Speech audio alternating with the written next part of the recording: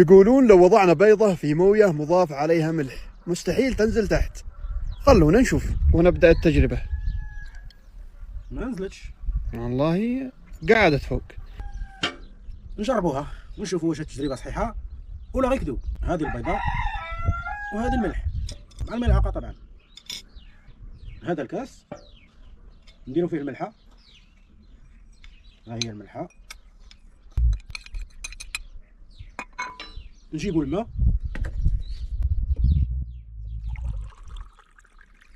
الكاس هو عامر بالماء والملحه طبعا. نخلطو مزيان داكشي، خلط جلط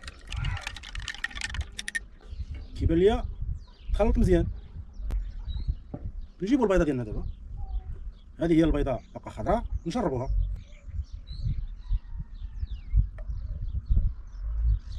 والله ما نزلت، شوف والله الا بقات الفوق. تجربه صحيحه.